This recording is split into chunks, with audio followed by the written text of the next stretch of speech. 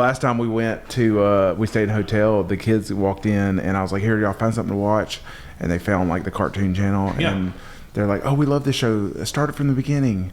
No, not happening. Like, no, there's 5 minutes left. Things don't work like that, guys. It's 5 minutes left. They don't get that world anymore. No, They really don't. not at all. Which makes all the other worlds we have to live in with them pretty difficult. Yes. It is nice, man. I was just thinking about that the other day.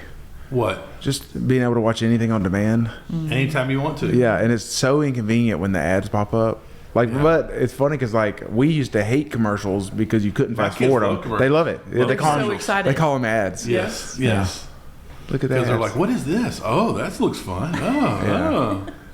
We just started watching America's Got Talent, the new season. Yeah. How's that going for you? We used to watch it all the time as a family. Yeah. Oh, the kids watch it. You love it. No, not just me and Laurie. Yeah. Yeah. Anna's like, yesterday Anna said, this is way better than that singing show you're addicted to. What? American Idol? No, sorry. We're not going to go there again, Jason. The Voice. Again? I mean, come on. Who's it? Like Snoop Dogg's going to be on The Voice this year? Yeah. Miss Carrie Underwood, America's Sweetheart. It's going to be on American Idol. Lionel Richie. Now, really I will talent. say, this is, so Josh is not here. Josh had an emergency There's this a spot morning. for him in memory, though. There's a spot for him, yes, for his memory. If he does show up, hopefully he'll show up, but he had a work emergency. And so I had a debate I was going to bring up, but I know he'd be on my side, and y'all are the opposite side, so I don't know if I want to go 2-1 here. I definitely want this debate now. You can't tease that and not do it. So. Well, I mean, it goes back, and we've had the conversation before. You want to introduce your guest today? Okay, well, Jason is... I mean, am I a guest? I mean, it's kind of like I'm like that weird uncle that like you're shows the up most all requested return guest. So by you and Josh. Did you see what I said about you on the last one? I did not. Oh yeah, so you need to listen to the last one. Josh sat in and we did a recap of the first 25. Okay. And what was said? Shout out. I don't remember, but we did give you some shout outs, some good stuff. Old. So Jason's Thank here, you, Josh. back. Jamie East, first time on here. Thank you. And so, it just, Waze is just better than Maps. And so like, Waze is just like, it is the best traveling app there is. And so there, it just is. So are you the authority on? I really want to point out how hip and cool I am. All the young guys, we just use Waze. There's also Spotify as well. Yeah. We had this debate as well. Yes. Well, that is. I think it goes hand in hand. I would like to point out that the people that use Waze also use Spotify is what I found out. It's just the cool hip thing to do, and I'm just I'm in trend, but whatever. So you're trying to say that we're basic? That's what you're saying. We're basic and old. Yes, you're kind of going with this is what the iPhone tells me that I should use. I'm just going to use it. I want to be clear on this. Because then we would use Apple Maps, and nobody likes that. I have used Spotify and Apple Music, and I'm here to tell you they're the exact same thing. Well, they're the exact same thing. If you want to listen to radio from artists, listen to the radio. If you want to listen to your own Spotify might have some exclusive shows that I like too, so maybe that's it. Well, that's a podcast situation, not a music situation. I'm a music lover. I'm a connoisseur, obviously. Yes, you are. Especially of 90s Christian music. Yes, and Third Day. What's the problem here? What's the problem? There's not one. Mac Powell, if you listen to this, I love you. But Waze and Google Maps. It's I've used Waze. It's fine. Here's why Google Maps is, I think, the best. Okay. Because it helps you find the things on your route the best, better than Waze does. Okay. So if you're going and you're like, hey, I need a gas station, I'm going to trust Google to find that gas station more than Waze. But Waze is user sourced. Right. And so Google you're depending on experts. Yes. The experts that control not the Joe just driving around. There's a wreck the guys also that with Waze, be quiet. With Waze, every 2 seconds there's alerts. Oh, a cop. Oh, a tire on the road. Hazard in the road. Hazard in the road. Well, hazard in the road. Guess what? Those are features you can turn on and off. I'm trying to listen to Carrie Underwood and Mac Powell sing some songs. I don't need to listen to these things bothering me. Well, I did notice on Spotify a couple weeks ago that that Shane and Shane had some new songs come out that were like a DC Talk cover. I was like, my first thought was like, Jason's head just exploded. I will tell you, Shane and Shane covered In the DC Light Talk. is what it was. In the Light. I was like, Jason's head just My all-time exploded. favorite song. Yeah. Yep. It was like a Venn diagram for like Jason's interest. It was like, bing, Yes. bing, bing. In the middle was like Jason's best day of his life. It had music. Connoisseur. Yeah. Shane and Shane, DC what am I, Talk, 3? 90s Christian. I'm getting goosebumps right now talking about it. Dream world. That's really But good. I mean, you know, it is what it is. I mean, you want to give into big tech and let them, you know. I'm fine. Have you ever traveled the world using I need Waze? an Android.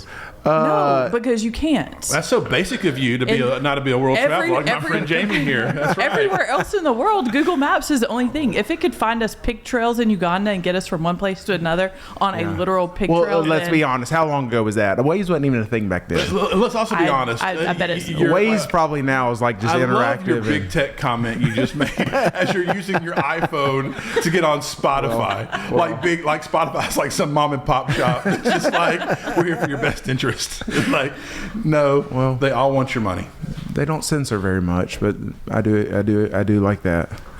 So You know, that's probably not going to go away, that debate. We have a few classics. Yes, American we do. Idol and The Voice. American Idol Voice, yeah. I mean, I would just say, like, if we were going to pick our circles that sided with us, you know, your average age would be older than you are. No. You know, yeah. No. It's older people use. No people one's older older than than us us use use and Apple Apple. Music. I don't think they use No. either of No. these things. Yeah, No. I do. See, this is where Josh needs to be here. Josh is cool and hip. So just so we're clear, I'm not cool and hip. I want to just make that I crystal feel like clear. he has made that clear several So, times. you know, Yeah. here on my own time to serve your listeners. But I guess Well, you look, don't hey, care. look. I guess let's leave it up to the audience. We'll have a poll out there. I understand, like Spotify's fine, but you know Yes. why I want to use Apple Music, why I use it, honestly? This is very basic. Because it's There's a bundle. okay. That's why. Well, it is integrated. It's integrated. It's is a bundle. 'Cause integrated, My yeah. phone was out of storage. Yeah. And I did this little bundle where I And had- here might be why I like it. It's because it's my very own spot. It's like the only thing I don't have to share with the rest of my family. Well, you know what I'm saying? we do it- Like I don't have to. They use my bathroom. We literally have like see, four See, bathrooms you're in missing my the beauty of house. Apple Music right now. No. Apple Music as a family plan. My kid has their own account. No, I know have it. My own account. But you know what? They have their own Netflix account. But what do? They pick my account. No. And next thing I know is I'm wanting to watch, Storage Wars, and what's coming up is Cocomelon. exactly. I'm like, hey, Yeah, that's rough. it messes me up. No, it doesn't work that way. Literally, it's like so. Carter has his own phone, right? And he has his own like account for his phone, like Yep. his own. Maybe I don't know. I don't remember.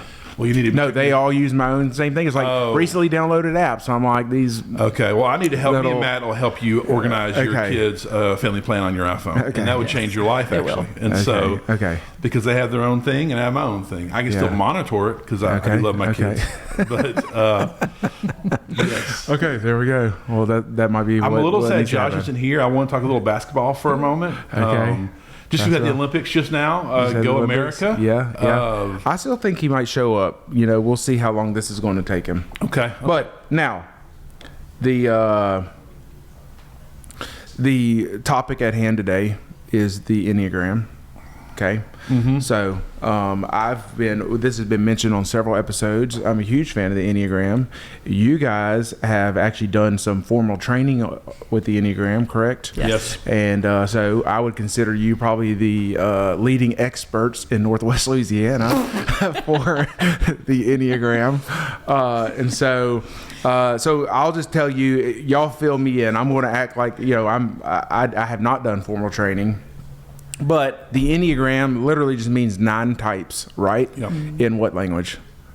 I don't know. Is that like Greek or something? Or I'm not sure that it's like, I don't know. 9 types. Okay, so Enneagram 9 is types. English as far as I know. That's what I was like. Okay, so it means 9 types. Translation, 9 types. yeah. Okay. Northwest Louisiana experts, you might want to scale that down a little Okay. bit. A little bit. Okay. And so- In redneck, it means 9 types. yes. Okay. So what I would say, so now we have the Enneagram. I read a book about 10 years ago called The Road Back to You, Yep. It's the best. which was kind of like if I'm remembering correctly, he talks about in The Road Back to You that he had read a book in college or grad school back in the 70s or 80s that was written by some priest in like the 50s or 40s that took, you know, I don't know, were they like Greek philosophers that made this up, maybe? Something. There's a lot of debate over the origin. Okay, so this book, this book by the priest was like the first book that took this and made it into somewhat a digestible form.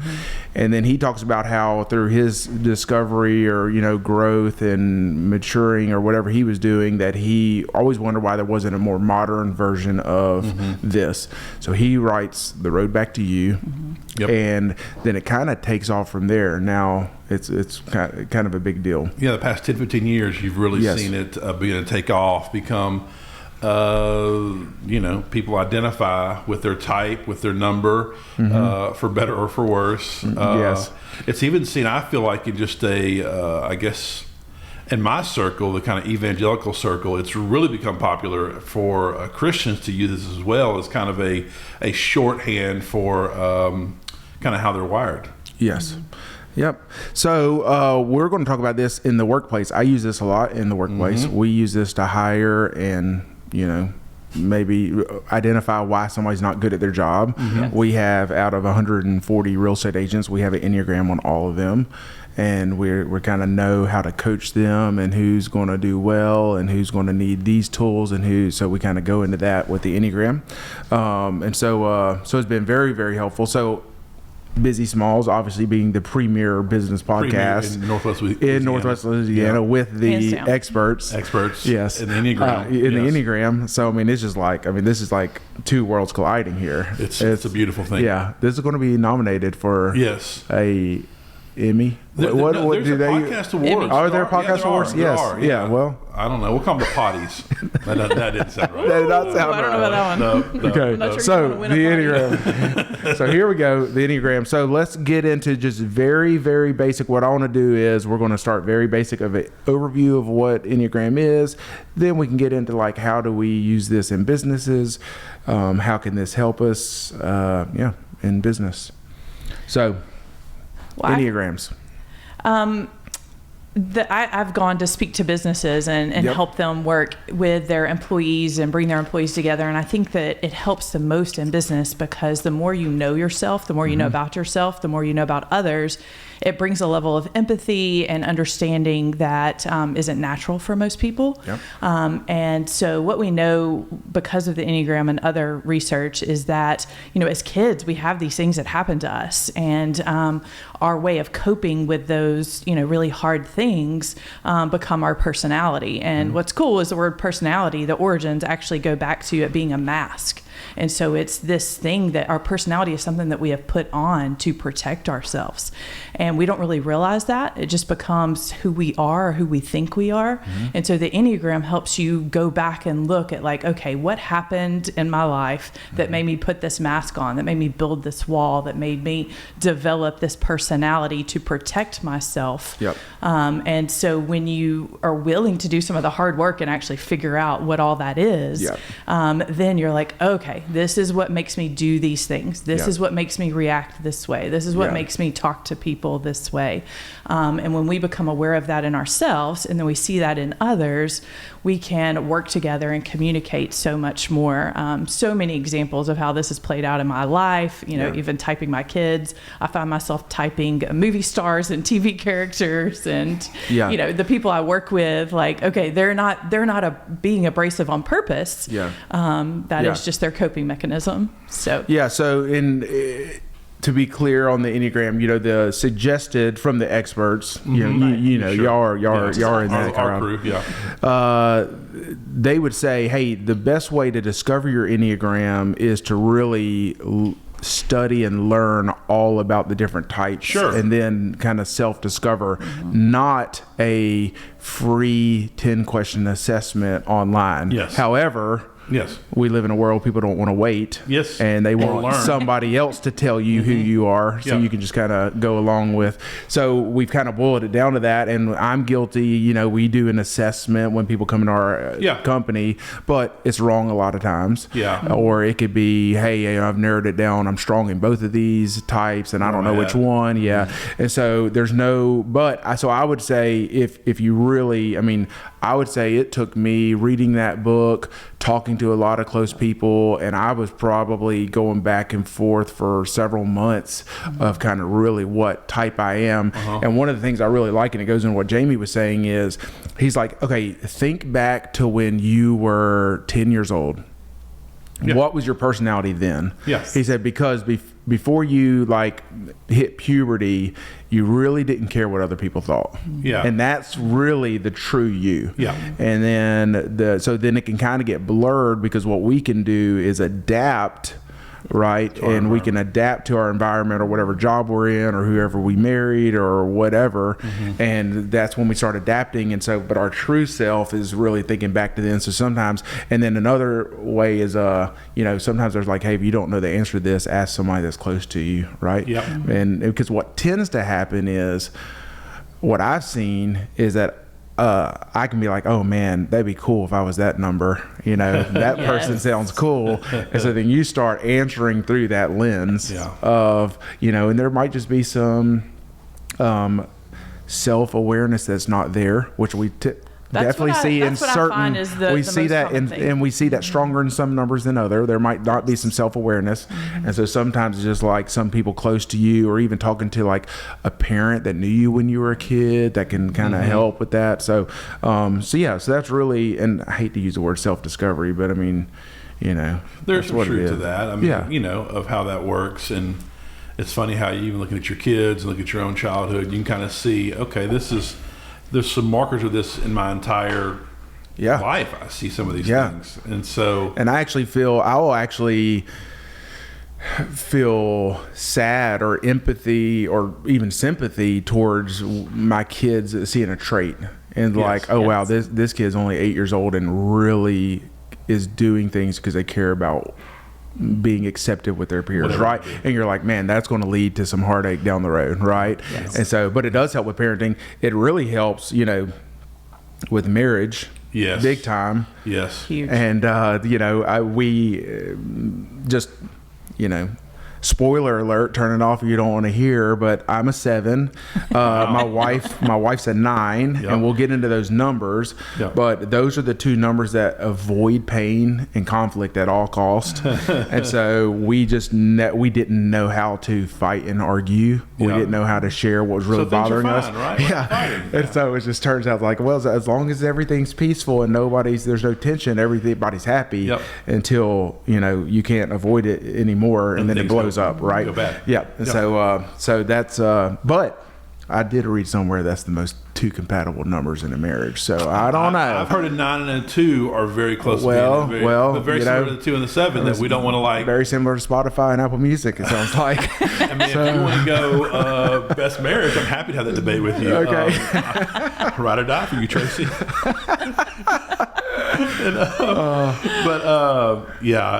And so, I still think, just total sidetrack, but every time I go to Vegas, which I'm going in next week, but I'm like looking at things to do. My first time in Vegas was for your wedding. Okay. Which is like, okay, some context here. That sounds very shady when you say it like that. No, it wasn't. It was all of our friends and family. My wife did not want to plan a wedding. Yes. And so we went and y'all to knew Vegas. each other. How long y'all been dating? 6 months? Yeah, not long. So she was ready. Yeah. She wanted me. Yeah. And so we took our friends and family, flew to Vegas, got married. But I will say, you know, your friends at that time, none of them had money. Okay, let's be honest. We were all, and then you're like, hey, next month we're having a wedding in Vegas. I'm like, okay, well, Luckily, while we were in Vegas, my teacher salary was direct deposited in my account so I could eat the next 2 days those dollar hot dogs at one of those casinos. Like, we were like texting each other like, hey, we found they have 99-cent hot dogs in the back of this casino. Let's go. That long walk from Harris Casino to the hot dog place. Yeah, that was a trip. It was a quick trip and low budget, but had a good time. Good memories. Great memories. Yes. All right, so back to what we were saying here. Marriages. Yeah, best marriage. Best marriage. So I think that, what the angle I want to go into, and we can go into this, obviously, a good employee or a good team member who makes a good boss or a good business owner is not, it's a holistic, right? I mean, it bleeds, it's your whole life and who you are and your character is not just when you're at work.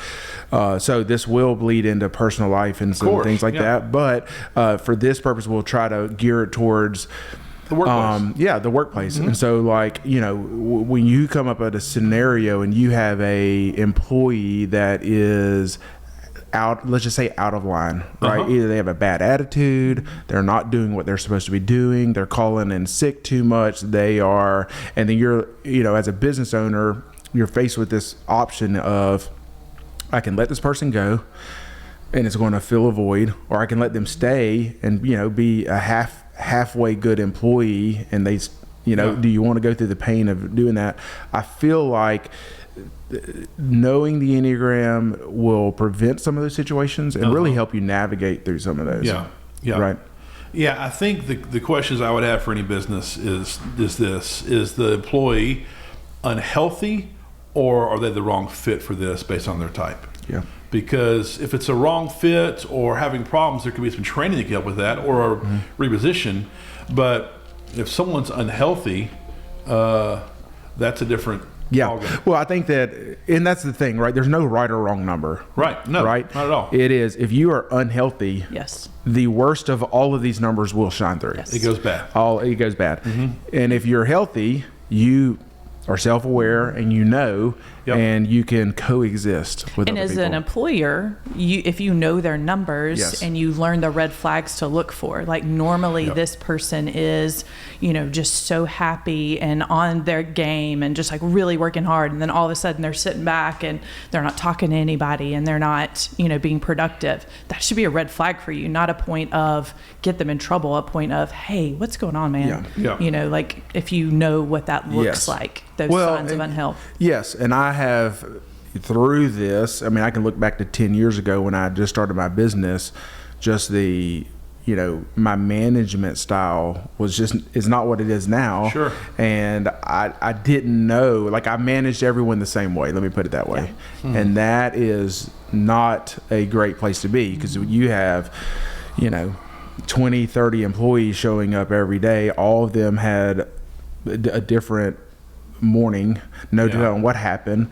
They all have a different personality type, and then just knowing how to coach them or even motivate them. I mean, even now I know that some are going to respond to a kick in the butt and being just straightforward and just calling them out on where they're lacking. And others just need a little bit more grace or some time, right? So I think back to one of my biggest ones when I first started being an entrepreneur. I was growing fast, but I had so many ideas, and we kind of had this thing is the worst thing for my employees was for me to go out of town for a week, because all I did was think about the changes, right? And so then I would come back from out of town and just drop the changes. I would just go and be like, all right, now you're doing this. Oh, your office is over here. You're doing this, right? And it was just like, for some people, that fast of change, to me, I'm like, yeah, you're just moving office across the hallway. But for them, it turned their whole world upside down. And it took them a month to recover, right? So then I had to learn with that employee is saying, hey, I had this crazy idea. I haven't made a decision, but what if your office was across the hallway? Just think about that for a few days and let's read this, right? And so it's just that kind of stuff is like just very simple things of just being aware of. But that's good. Yeah. That's good. So any big stuff we need to talk about before we get into just going through the numbers? I think that one thing that people get confused on is they'll hear us talk through these numbers and they'll be like, well, that sounds like me, that sounds like me, that sounds like me. And so I think one important thing to realize is that really there's probably 5 numbers that sound familiar to you. And so the Enneagram is different from other things because it is about motivation. And so while some of the characteristics may seem familiar or, ooh, I might have that personality trait, you have to really think about what the motivation is. That's how you determine your number. And the reason other ones sound familiar is because you have wings, which are the numbers beside you. You have one like really strong wing and one that's you maybe not even tap into and you need to learn how to. So those numbers will sound familiar. And then you have the number you go to when you're stressed out or unhealthy. And then you have the number you should go to if you're healthy. And so some people may be very unfamiliar with that healthy version. So that's why they would sound familiar. And if you're really confused about what we're talking about, go like take out your phone right now and just search Enneagram and go to images. It'll pop up a thing that looks like a witchcraft, which I've heard that this comes from witchcraft. People love to say that. So we'll see this. So you'll see this crazy looking circle with like the Star of David in it or something. But anyways, look at that, and that'll give you some kind of reference to what we're talking about. And I'm sure, I don't know, y'all probably use some cool web browser on your phone, not Safari probably. Actually, Chrome. I use Safari. Okay, there you go. I go back and forth, but I use Safari. You go back and forth. Yes. Okay, there we go. Hey, are we bonding? Is this happening right now? So I'm Safari on my phone, but I'm Google on your computer. On computer. Interesting. Yeah. I go back and forth depending on the mood. Okay. I'm a crazy guy. What can I say? Firefox. Are you that crazy? Mozilla. Now you're really dating yourself. I'm still a Netscape guy. Man. When you start talking about your MySpace, we're gonna. Yeah, it's like AT&T's on strike. That's okay. I still use Netscape. Whatever internet's out there. Okay, here we go. Enneagram. It's one of those things that. There becomes like a lingo people have about I'm a 9 wing 8, that kind of stuff that could be like a bit off-putting if you don't know what's going on. Yeah. And so or put it on like a resume. Or yes. So we'll try to keep it so let's talk about this first. Let's talk about 2 things first before we dig in. A wing. A wing number, like you said, is whatever your predominant number is. Say I'm a 7, okay? So I have the potential, my wing is either going to be an 8 or a 6. Okay. It has to be touching it. That's a big thing. I hear people say, well, I'm a 4 wing 8. I'm like, no, you're not. Yeah. So, yes, that's the thing. Yeah, that they think that like, oh, it's like a buffet. Well, it looks like I'm a 1, 7, 3. Yes. Because I like to do this, and this. Yeah. So correct. So it has to be touching it on either side. And so for me, and this is another unique thing about wings, is they say that whatever you're strongest in, like kind of when you're growing up, you kind of naturally fit into this wing. You actually, most people, as they grow and mature, will strengthen the other wing. And so I definitely feel that. I feel like I used to be, Jason's known me a long time. I used to be a very strong 8 wing, very abrasive, and I loved conflict. Now I'm more of a 6, where I'm like I have to have things planned and organized, know what's going on. I can't. Yes. And so those kind of flips, I see that in my own life. I think that most people are not growing healthy, right, originally. And so you have this really strong wing. So you're like a bird flapping around with like this one wing, right? So I'm a 2 with a really strong wing 3, right? So strong that, I had to spend a lot of time in counseling and coaching to figure out if I was a 2 or a 3, because that wing 3 is so strong. So I'm like flapping that wing. But this other one, this 1, man, it's like barely treading along. But I find as I'm growing up and I'm getting healthier and more self-aware, that wing 1 is getting stronger and more balanced. And so like, if you're thinking about a bird, you're actually flying in a healthy, balanced way. And so that's what everybody's goal should be, is to find the balance in those wings. Yeah. So I'm a what's called an Enneagram 9, and that's basically the peacemaker. And are we going to start with the 9? Oh, I was just going to use that as an example for the wing. This is your show, man. I'm here to serve. Well, so when I've heard it explained, the people explain it different ways, but a lot of people start with the 9 because it's the top of the circle. Well, I mean, there you go. I mean, let's, Ian Michael Crone starts with 8 because he starts with that gut triad before he moves on. So you're number 9. You're 9. Okay. And so in that scenario, there's a wing 8 and a wing 1. That's how numbers work. And so the Enneagram 8 is the reformer, the maverick. They can be a bit abrasive. They're a great leader, but they can be a kind of, in their desire to kind of move the ball forward, can be kind of harsh. Is that a good way of saying that sometimes? But then a wing 1 is the perfectionist, kind of a rule follower, likes things to be in order. And so you think about this whole growing up thing, right? I've been a 9 since I come out of the womb. I remember just wanting to make peace wherever I'd go. But sometimes in life, there's not peace. And I would find myself trying to be perfect to make up for that lack of peace, whether it's perfect in the way things are ordered, as you know this late about me, or just see that even somewhat an achievement sometimes in that way too. And so I have a strong 1 wing, but that 8 wing of kind of pushing things forward is still a work in progress for me. Yeah. And so, but it's become stronger in the past. Yes, 5 years, 10 years. So, yes, For sure. Yeah. I can see that in you. Thank you, dude. Tracy, your wife's a 9. 2. She's a 2. She's a 2. Okay. Yeah. Now, just because you talked about having to have things in order, it's really funny just knowing your family and living with your family for like 6 months. Some good stories. That's all podcast right there. I graduated high school. My parents were like, "We're moving to South Louisiana." I'm like, I don't want to move. And then somehow I just go live with Jason for like 6 months. Anyways, and his mom and his sister. But I'm just bringing. Can I tell one story real quick? 2 seconds? We might have already brought it, but yeah, sure, dude. We got time. Somebody's mowing grass out there, which is kind of distracting. Keeping the city beautiful. Yeah. So Leighton was in the guest room during this time, and the cat would sometimes go in the guest room and urinate on the bed. And so Leighton thought, hey, the cat peed in the bed. And so my mom's changing the sheets. And she's like, what happened here? And I said, oh, Leighton wet the bed. He still does sometimes. So my mom thought Leighton, 19 years old, still wet the bed. Well, and so she might to this day. She might. So anyways, look, no shade on any bedwetters out there. It's okay. Safe place. Safe place. All right, so we go. So living with you, what I found is your household, your mom and your sister and you, are the most organized people I've ever seen in my life. Is that positive or a negative? I don't know. I just made this. I just made judgment there or not. I just made this assumption. I'm like, because I remember one of the tricks I'd play on your sister is she had a huge DVD collection. Classic, yeah. And they were alphabetically organized. Yes.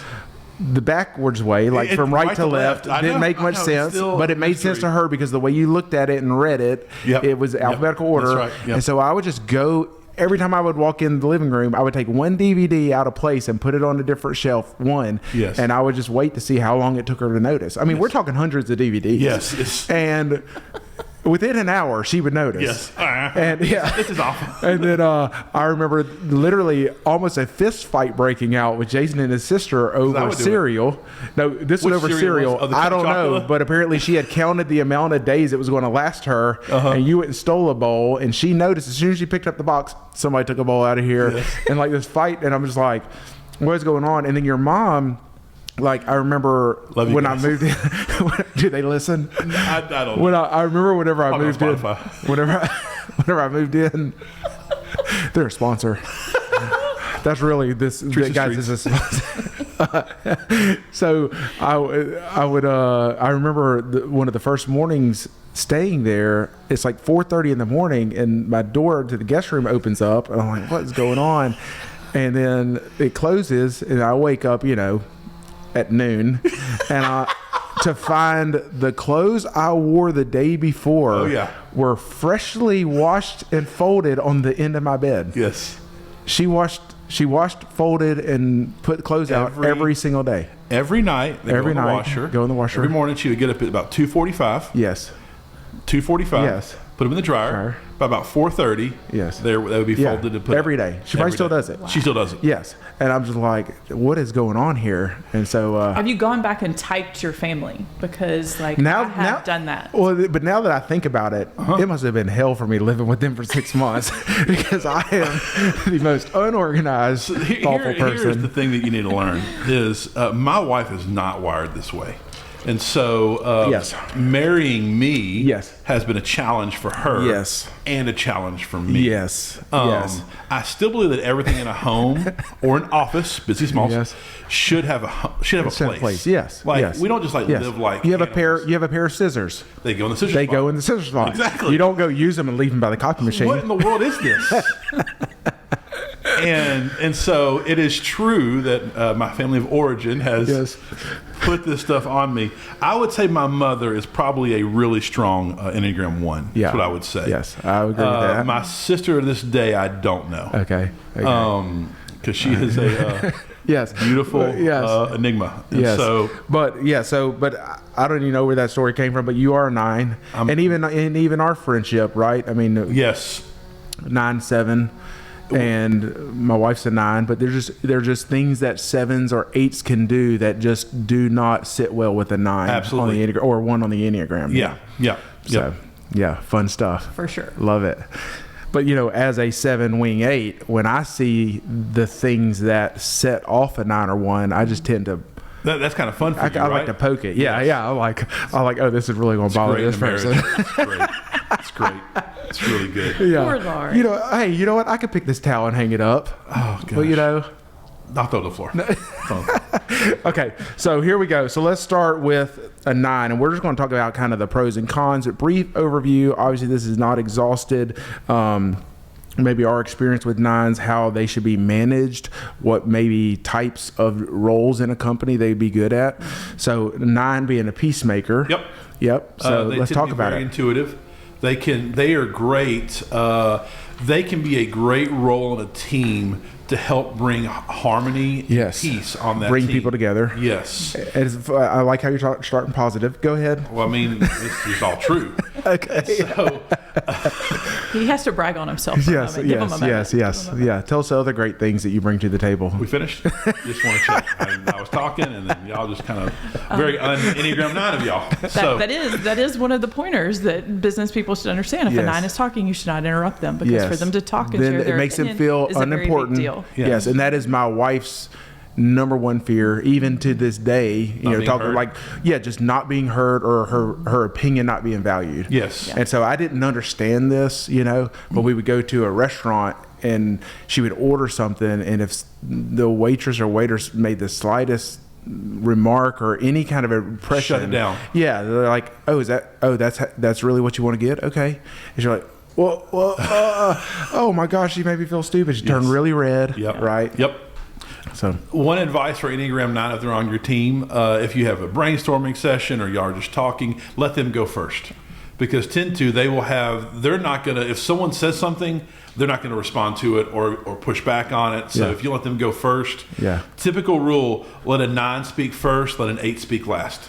Because their voice, 8's voice is probably the loudest. Yes. 9's voice can be kind of the softest sometimes. Yeah. And I remember early on in our brainstorming sessions when we were starting a church, we had to put a process in place for brainstorming, because me being a, knowing the right answer, being a 7 with a wing 8, somebody like Jason would come up with an idea, and I would immediately tell him how that is not going to work. Okay, this is not going to work. This is how it should work. Yep. And so we had to institute our brainstorming sessions with colored hats. And so Black hat was critical hat. Yeah, so that was put on last. Green hat was like the ideas, brainstorming. Yeah. The rest I don't know. Yeah, I don't know. And Those are the two important ones. Yes, that's a book somewhere, I think. Yeah. So anyways, that did help. But so now let's talk about a 9. The word I've used out of about a 9 is a sloth. Yes. They tend to. That's the deadly sin. The deadly sin. Everyone has a deadly sin. Mm-hmm. Yep. So then, what's the positive way of that? A peacemaker. You would say a peacemaker. Yeah. The 9, would be a sloth, and so sometimes they're mistaken as being lazy. Yes. Because they want to wear their pajamas all day. Yes. That doesn't mean they're lazy. I would say that might be that they're lazy, but it just tends to maybe. What leads to them to not taking action? Yeah, here's what it tends to go. This is even in my case, and I see as other 9s is, so a 9 where there is not peace, and if they're not in a healthy place. So Enneagram, basically, when you're in unhealth, you'll go to another number, and when you're in health, Oh, that's the other thing I want to talk about. Yes. And this is part of the whole. So not to be confused with a wing. Not a when wing. we're talking about a health and an unhealth. So yes. a 9 in unhealth goes to an Enneagram 6 and kind of goes to the negative parts of Enneagram 6, which is they kind of worry themselves to death. The world's going to end. Yeah, worst case scenario. Worst case scenario. And that worst case scenario kind of feeling will lead the 9 to just shut it down. Yeah. They become very indecisive, a lack Very of self-confidence. Yep. If I make Avoidance. this decision, someone's going to get mad at me. You Yeah. know, they just avoid conflict at all costs. So Yes. I can avoid conflict if I'm not leading. Because they want peace. Right. Yes. And so, so I see this, and my wife listens to this, Laurie. Tread carefully. She's a beautiful person because of her 9-ness. She is. But, she's we did have a tornado come close to our house a couple years ago. So now, if it rains, everybody's in the closet. Sure. Right? And then I'm out walking around just being like, I want to defeat this storm if it comes close to us. I'm protecting us. She's It'll like, be a "Get fun in here. ride in the Get tornado here." if it picks me and so up. it's just like, Yeah. and so then, but our kids do tend to feed off of that. But I'm like, look, it's not worst case scenario here. Yeah. Another thing that I've learned with Laurie is early on, on date night, I'd be like, we get in the car and be like, all right, where do you want to go? Yeah. Well, there's 50 options. Yes. That means we are going to sit in the car for 2 hours, then decide just to get takeout and come back home, right? So they do better if you give them Yes. options. And so I actually learned this from Josh. I wish Josh was here, but Josh would tell you this. Yeah. During his band days, they couldn't make decisions. And so they had a 5-3-1 method where someone would come up with 5 options. The group would narrow it down to 3, and then one person would pick. That's brilliant. Yes. That's great. So that's it now. So it's like, hey, date night this weekend, here are 3 restaurants. Which one are you thinking? And then she's able. But like we went just this past weekend, we go to Dallas and we go to a restaurant we've never been to. Great restaurant, by the way. But as soon as we walk in, I saw 100 things on the menu. And I'm like, this is not going to go well. Yeah. Right? Yeah. And of course, me and my son order pretty quickly. And then a line forms behind Laurie. And she is looking at this board. Yes. If that's she is. Yeah. But that's just it. It's like, so now it's like, hey, we're going to a new place. Look at the menu. What do you think you might want? Some preparation in advance, right? Yes. So, Well, and when you're dealing with Laurie and like watching her Yeah. to try to see when she's stressed or unhealthy or healthy, Oh, yeah. same thing I can see in Jason. Like I know Yeah. Jason is at the ultimate Yes. health when he is like decisive and he is moving forward with decisions. He's leading our team like through consensus, but also being willing to like take that step as a leader. Yeah. Because a 9, when they're healthy, they go to a 3, which is the most productive. yes. Strongest Yes. leader, most confident. Knocking out the list. And Yeah. so I see that, in a Yeah. 9, and Jason, whenever he's Yeah. like, this is it. This Yeah. is what we're doing. This is how we're Yeah. moving forward. And he is like on it. Yeah. And then Jason is stressed out when he is what his wife calls a slob kebab, which is my favorite Tracyism. And so I would never call you that. Thank you. You would slob kebab with me, Yes. it's my favorite. and we have before. Yes. And so being able, that was a little inappropriate, guys. It's not like we played video games together. Yes. Yeah. Come on, yeah, guys. Come on, guys. Golly. But I think finding those things that you can look for Sure. in your employees of like, hey, man, this person is killing it. They're not Yes. just sitting back and watching. They're not just Yeah. sitting in this insecurity. Like they feel really confident in this and they are leading. Like Yeah. that is a healthy Yeah. thing for And a I think 9. one of the keys, and it's always because as a business leader, you're not their counselor. Yeah. But you do have the ability to help notice when they're in unhealth and help maybe realize there could be some simple steps to take to help get them back into health. So if say you have a 9, right? What's typically happening is they are feeling about something unsettled. And now if that's a thing in their own life and their family, you can't really help that. Yeah. But like the office thing you talked Sure. about, right? Yeah. That simple shift helps them move from being a slob kebab Yeah. to being a productive member of the team. Yes. And Yeah. so that's kind of the role you can have in a business. Probably not the best, for a 9, and especially when we're going to get into a 1. But it's it's not the greatest idea to leave their description or responsibilities very nebulous and just kind of like, hey, here's the end goal, get us there. They're gonna be like, no, I need to know, like, tell me what to do and I'll knock it out. Or they're kind of frozen because there's too many options or too many things, or even demanding, right? This idea of multitasking. Well, that's not yes. And so to say, hey, you know, these are 10 things I need done by the end of the week. It's like, well, you know, I think that I would argue that clarity is important for every one of the types. The way, because like for an 8, that clarity is needed so they don't overstep. For a 9 or even a 1, they might understep without clarity, and so you want that clarity everywhere. That's good. Well, you love to reference Andy Stanley, and that's clarity is kind is one of his biggest things. Yes. You know? So now to make this even more confusing, I know the 8, 9, and 1 are part of a triad, right? And that triad for an 8, 9, and 1 is gut. Explain that. So they really just kind of operate out of like, this is just like this gut reaction, you know. Well, feelings is really the 2, 3s, 4s. Like they're really big into feelings, lots of emotions, lots of feelings. But it is just like this inner sense of, oh, like this is just, you know, I got that gut feeling, right? I got that. Like almost like an intuitive of what's right and wrong, maybe? Yeah. And what is interesting with the 8, 9, and 1, it is also the anger triad, right? That they all have anger. That's our main emotion. The underlying emotion is anger. It's expressed so differently. So like with an 8, the anger like comes you know they're angry, out, right? With the 9, they suppress that anger. And that's what's so frustrating with me. Of their being, right? And a 1 takes the anger out on themselves.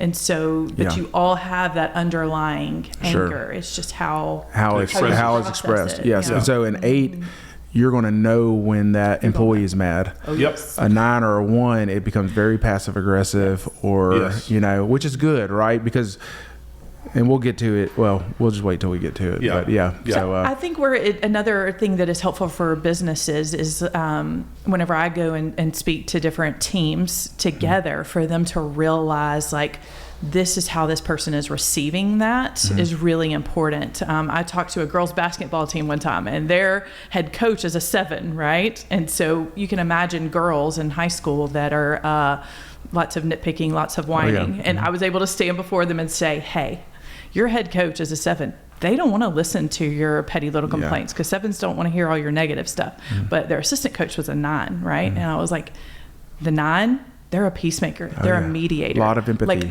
whenever you are having a little petty argument that isn't like a life-altering big deal, go to this coach. Don't go to that one. You're not going to get the response you want here. Exactly. And it's the same thing with, you know, I'm sure with you and Adam and you and all your different, like, your employees need to know, who do I go to when I'm having a bad day? Because if you pick the wrong one, that response isn't gonna. I've heard. Be helpful. For sure. Leighton doesn't listen. That's what they say. Well, Leighton wants to turn your frown upside down, guys. He doesn't want to listen to your negativity. So, but there's a book called "Move Your Bus." Have y'all read that? Move Your Bus. Great book. And but his whole concept is, you know, your bus is moving. Think of the Flintstones car. Right. The more runners you have, the faster the bus is going to move. Right. And so he says you have runners, joggers, walkers, and sitters. Okay. And he says, well, what's the worst one to have in your organization?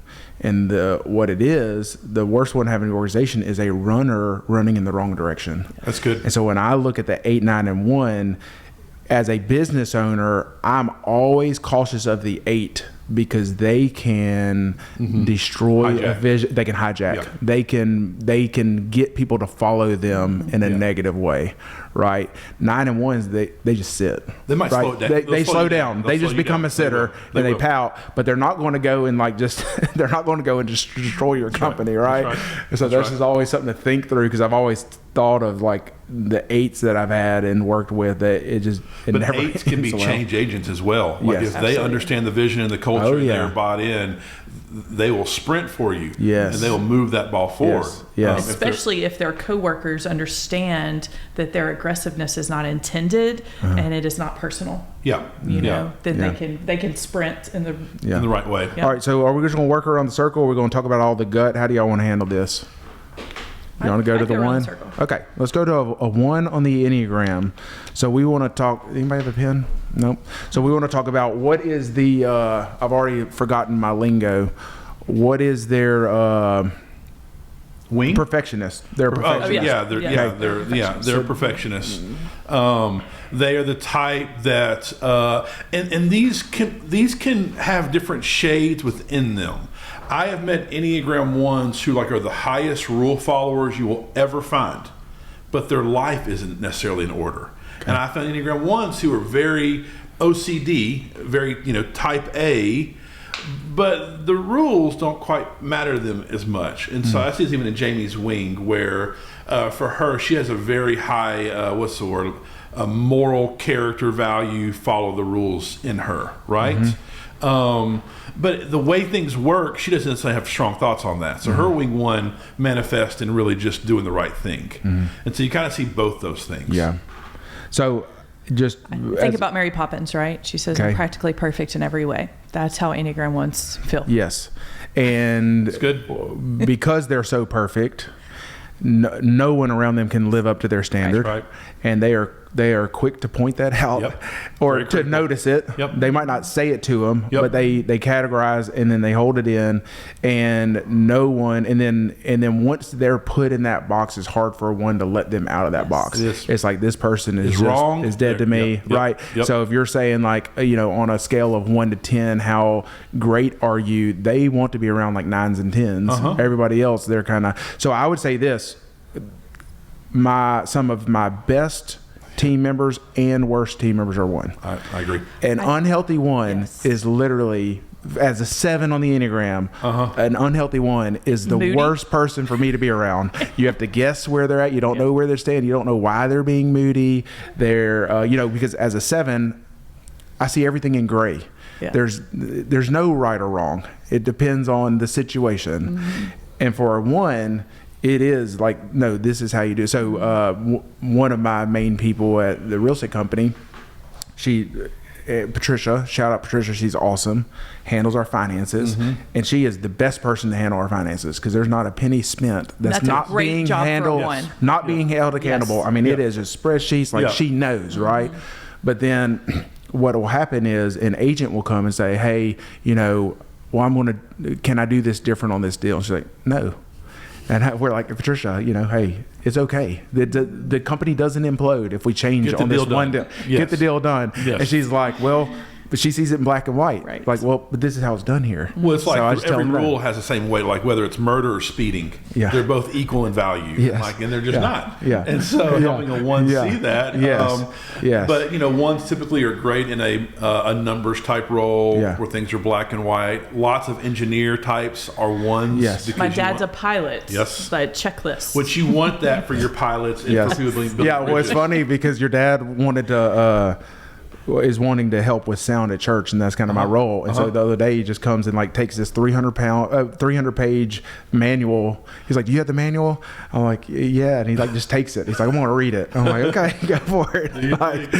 Because I'm like, he's like, why are you doing what you're doing? I'm like, I don't know why I'm doing what I'm doing. I hit this button this time. That's what I do. So when you see a 1, that's my dad, right? That. But as a business owner, some of the things to keep in mind with your 1s is if you're looking for someone to mentor a new employee, they're a great person to mentor a new employee, because they're really going to go through the rules. They're going to make sure they know what the right thing to do is. And it's not somebody who's just willy-nillying through their job. They will really mentor them. They want people to be better. They want to be surrounded, like you said, by people that are 9s and 10s, man. And so they want to bring other people to the level that they see themselves at. But I think another important thing for your employees to understand about 1s and for the business owner is that 1s are so naturally self-critical that you have to be really careful with the way that you criticize them or bring complaints to them, because they are already so hard on themselves. They don't usually need your help at making them feel bad for doing something wrong. Yeah. One of the mistakes I made with a 1 was asking them to create They don't do great at creating. Yep. I just said, hey, this is a new initiative.